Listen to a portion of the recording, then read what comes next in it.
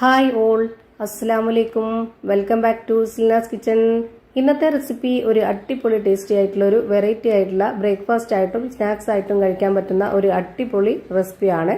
തേങ്ങാപ്പാലും മുട്ടയും കൊണ്ടാണ് നമ്മൾ ഇത് തയ്യാറാക്കിയെടുക്കുന്നത്. നല്ല ടേസ്റ്റാണ് ഇത് കഴിക്കാനായിട്ട്, ഭയങ്കര സിമ്പിളാണ്. അപ്പോൾ ഇതെങ്ങനെയാണ് തയ്യാറാക്കുന്നതെന്ന് അറിയാനായിട്ട് വീഡിയോ സ്കിപ്പ് ചെയ്യാതെ മുഴുവനായിട്ടൊന്ന് കണ്ടു നോക്കണേ.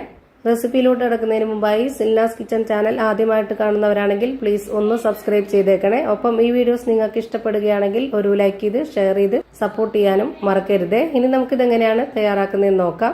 ഇതിനായി ആദ്യം തന്നെ ഒരു ബൗൾ എടുത്തിട്ട് അതിലേക്ക് 250 ml കപ്പിന്റെ അളവിൽ 2 കപ്പ് മൈദ ഇട്ട് കൊടുക്കുന്നുണ്ട്. മൈദയ്ക്ക് പകരം ഗോതമ്പ് പൊടി വേണമെങ്കിലും എടുക്കാവുന്നതാണ്.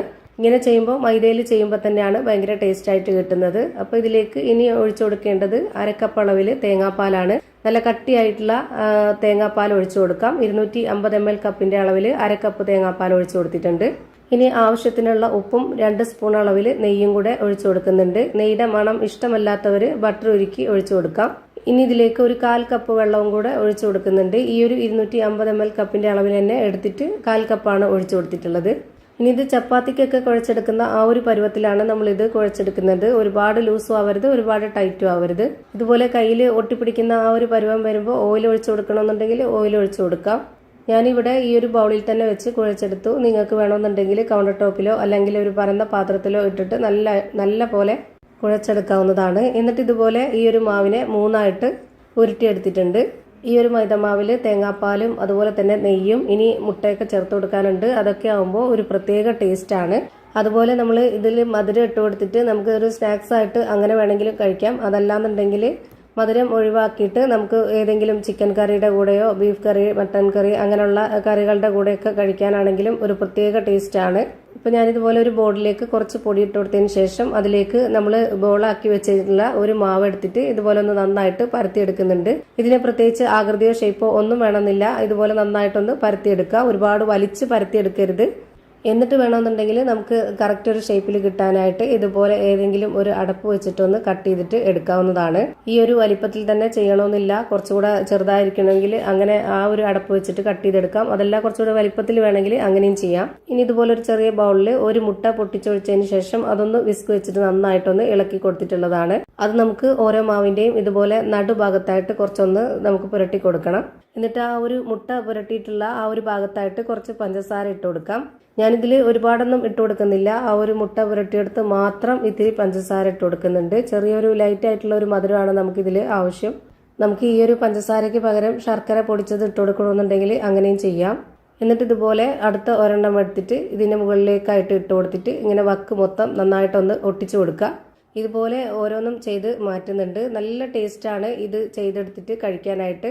വൈകിട്ട് ചായയുടെ കൂടെ ഒന്നും വേണ്ട, ഇത് മാത്രം മതി നമുക്ക് കഴിക്കാനായിട്ട്. ഇനി അങ്ങനെയല്ല, നമുക്ക് കുറച്ച് കറിയോട് കൂടിയിട്ടൊക്കെ രാവിലെ ബ്രേക്ക്ഫാസ്റ്റ് ആയിട്ട് ചെയ്ത് കഴിക്കണമെന്നുണ്ടെങ്കിൽ ഈ ഒരു പഞ്ചസാര ഇട്ടാലും, ഇതിപ്പോൾ ലേറ്റ് ആയിട്ടല്ലേ പഞ്ചസാര ഇട്ടിട്ടുള്ളൂ, ആ ഒരു മധുരം അത്ര വലിയ മധുരമല്ല. അതുകൊണ്ട് തന്നെ നമുക്കിതിൽ ഈ ഒരു പഞ്ചസാര ഇട്ടിട്ടും നമുക്ക് വേണമെങ്കിൽ കറികളുടെ കൂടെ കഴിക്കണമെന്നുണ്ടെങ്കിൽ അങ്ങനെ കഴിക്കാം. ഏത് കറികളും ചേരുന്നതാണ്. പഞ്ചസാര ഇടാതെ നമുക്ക് ചുട്ടെടുത്തിട്ട് ഏതെങ്കിലും കറികളുടെ കൂടെ കഴിക്കണമെന്നുണ്ടെങ്കിൽ അങ്ങനെയും ചെയ്യാം. ഞാനിപ്പോൾ ഇതുപോലെ തന്നെ എല്ലാം ചെയ്തൊരു പാത്രത്തിൽ മാറ്റിയിട്ടുണ്ട്. ഇനി നമുക്കിതൊന്ന് ചുട്ടെടുക്കാം. അതിനായിട്ട് ഞാനിവിടെ ഒരു പാൻ വെച്ച് കൊടുത്തിട്ടുണ്ട്. അതിലേക്ക് ഫ്ലെയിം ഓണാക്കി കൊടുത്തതിന് ശേഷം നന്നായിട്ടൊന്ന് ചൂടായിട്ട് വരുമ്പോൾ ഒരു മീഡിയം ഫ്ലെയിമിൽ ഇട്ട് കൊടുത്തിട്ട് ഇതിൽ നിന്ന് ഓരോന്ന് ഇട്ട് കൊടുത്തിട്ടുണ്ട്. എന്നിട്ട് അതിന് മുകളിലേക്കായിട്ട് ഇതുപോലെ കുറച്ച് ഓയിൽ ഒന്ന് ഒഴിച്ചു കൊടുക്കുന്നുണ്ട്. ഒരുപാട് ഓയിൽ ഒഴിച്ചു കൊടുക്കണമെന്നില്ല. ഇതുപോലെ ചെറുതായിട്ടൊന്ന് ഒഴിച്ചു കൊടുത്തിട്ട് ഇതുപോലെ ഒന്ന് സ്പ്രെഡ് ആക്കി കൊടുത്താൽ മതി. 1 മിനിറ്റ് നേരം ഒരു സൈഡ് വെന്ത് കിട്ടുമ്പോൾ പിന്നെ നമുക്കിതൊന്ന് തിരിച്ചിട്ട് കൊടുക്കാം. ഒരേ ഫ്ലെയിമിൽ തന്നെ വെച്ച് കൊടുക്കണം. ഞാനിപ്പോൾ ഇവിടെ മീഡിയം ഫ്ലെയിമിലാണ് വെച്ച് കൊടുത്തിട്ടുള്ളത്. ഒരുപാട് ഫ്ലെയിം വെച്ച് പോയാൽ അതിന്റെ പരുവം തെറ്റും. ഇപ്പോൾ ഞാനിവിടെ ഒന്നും കൂടെ തിരിച്ചിട്ട് കൊടുക്കുന്നുണ്ട്. എന്നിട്ട് ഇതിന്റെ മുകളിലേക്ക് കൂടെ കുറച്ച് ഓയിൽ ഒഴിച്ചു കൊടുത്തതിന് ശേഷം ഇതുപോലെ ഒന്ന് സ്പ്രെഡ് ചെയ്ത് കൊടുക്കുന്നുണ്ട്. ഇതുപോലെ ഒരു സ്പൂൺ വെച്ചിട്ടോ അല്ലാന്നുണ്ടെങ്കിൽ ബ്രഷ് വെച്ചിട്ടോ ഒന്ന് സ്പ്രെഡ് ആക്കി കൊടുക്കാവുന്നതാണ്. ഇനി ഇതിന്റെ ഏതെങ്കിലും ഒരു അറ്റത്ത് നമ്മൾ ഇതുപോലെ ഒന്ന് അമർത്തി കൊടുത്തു കഴിഞ്ഞാൽ ഇത് നന്നായിട്ട് പൊള്ളി വരും. ഓയിൽ വേണ്ടാത്തവർക്ക് അത് സ്കിപ്പ് ചെയ്യാവുന്നതാണ്. പക്ഷെങ്കിൽ ഈ ഒരു ഓയിലും അതുപോലെ തന്നെ പഞ്ചസാര, മുട്ട, തേങ്ങാപ്പാൽ, നെയ്യ് ഇതെല്ലാം കൂടെ ചേരുമ്പോൾ ഭയങ്കര ടേസ്റ്റാണ്. ഇതിന് ഒരു പ്രത്യേക വെറൈറ്റി ടേസ്റ്റാണ്. ഞാനിതുപോലെ ഒരു പ്രാവശ്യം കൂടെ ഒന്ന് തിരിച്ചിട്ട് കൊടുക്കുന്നുണ്ട്. എന്നിട്ടാണ് ഇത് എടുക്കുന്നത്. ഈ ഒരു പരുവത്തിൽ നമുക്ക് എല്ലാം ചുട്ടെടുക്കാം. നമ്മുടെ വീട്ടിൽ വരുന്ന ഗസ്റ്റുകൾക്കാണെന്നുണ്ടെങ്കിലും നമുക്ക് ഇടയ്ക്കൊക്കെ ഒരു വെറൈറ്റി ചെയ്ത് കഴിക്കണമെന്ന് തോന്നുമ്പോഴാണെങ്കിലും ഇതുപോലെയൊക്കെ ഒന്ന് ചെയ്ത് നോക്കുക. കുട്ടികൾക്കാണെങ്കിലും വലിയവർക്കാണെങ്കിലും ഒരുപോലെ ഇഷ്ടാവും.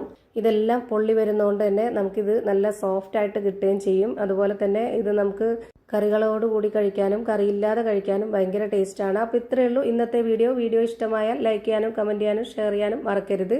അതുപോലെ തന്നെ ഞാനിടുന്ന പുതിയ വീഡിയോസ് നോട്ടിഫിക്കേഷനായിട്ട് കിട്ടുന്നതിന് വേണ്ടി സബ്സ്ക്രൈബ് ചെയ്ത് ബെല്ലൈക്കൺ അമർത്തി അതിൽ ഓൾ എന്ന ഓപ്ഷൻ എനേബിൾ ചെയ്ത് കൊടുക്കാനും മറക്കരുത്. പുതിയൊരു വീഡിയോയുമായി വീണ്ടും വരും. Thank you for watching.